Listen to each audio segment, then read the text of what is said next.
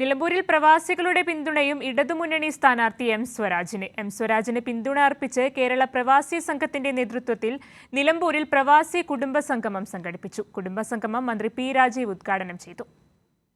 സമൂഹത്തിലെ നാനാ തുറകളിലുമുള്ള ജനങ്ങളുടെ വലിയ പിന്തുണയാണ് ഇടതു സ്ഥാനാർത്ഥി എം സ്വരാജിന് ഓരോ ദിനം കഴിയുമ്പോഴും ലഭിച്ചുകൊണ്ടിരിക്കുന്നത്. പ്രവാസികളായ ജനവിഭാഗവും എം സ്വരാജിന് പിന്തുണയുമായി നിലമ്പൂരിൽ രംഗത്തെത്തി.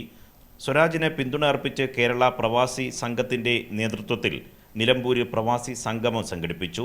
കുടുംബസംഗമം മന്ത്രി പി രാജീവ് ഉദ്ഘാടനം ചെയ്തു. നിലമ്പൂര് തെരഞ്ഞെടുപ്പ് കൺവെൻഷൻ ഉദ്ഘാടനം ചെയ്തുകൊണ്ട് കേരളത്തിന്റെ ബഹുമാനായ മുഖ്യമന്ത്രി നടത്തിയ പ്രസംഗത്തിന്റെ അവസാന ഭാഗത്ത് അദ്ദേഹം സൂചിപ്പിക്കുകയുണ്ടായി, ഞങ്ങൾ സ്വരാജിനെ അവിടെ കാത്തിരിക്കുകയാണ്.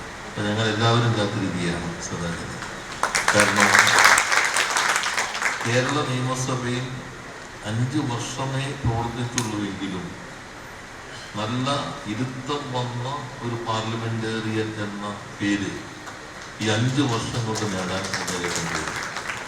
എം സ്വരാജ് നിയമസഭയിലെത്തേണ്ടത് കേരളത്തിലെ പ്രവാസി സമൂഹത്തിന്റെ ആവശ്യമാണെന്ന് കേരള പ്രവാസി ക്ഷേമനിധി ബോർഡ് ചെയർമാൻ ഗഫൂർ ലില്ലീസ് കൈരളി ന്യൂസിനോട് പറഞ്ഞു. മതനിരപേക്ഷത നിലപാട് ഉയർത്തിപ്പിടിച്ചുകൊണ്ട് തൻ്റെ ഇടത്തോടുകൂടി സധൈര്യം തൻ്റെ അഭിപ്രായങ്ങൾ തുറന്നു പറയുന്ന സ്വരാജിനെ പോലുള്ള ഒരാളാണ് നിലമ്പൂർ നിയോജക മണ്ഡലത്തെ പ്രതിനിധീകരിക്കേണ്ടതെന്ന് പ്രവാസികളായിട്ടുള്ള ഞങ്ങൾ മനസ്സിലാക്കുന്നു. അതുകൊണ്ട് തന്നെ ഞങ്ങളുടെ ധാർമ്മികമായിട്ടുള്ള പിന്തുണ എം സ്വരാജ് എന്ന ഇടതുപക്ഷ സ്ഥാനാർത്ഥിക്കാണ്. നല്ല ഭൂരിപക്ഷത്തോടുകൂടി സ്വരാജ് കേരളത്തിൻ്റെ നിയമസഭയിൽ വരണം. കുടുംബസംഗമത്തിൽ K V Abdul Khader, Tyson MLA, Nilambur Ayisha, Rasheed Melethil, CP Razak, Badusha Kadalundi, VK Rauf, Preethi തുടങ്ങിയവർ പങ്കെടുത്തു. നിലമ്പൂരിൽ നിന്ന് നിർമ്മൽ ചക്രവർത്തി, കൈരളി ന്യൂസ്.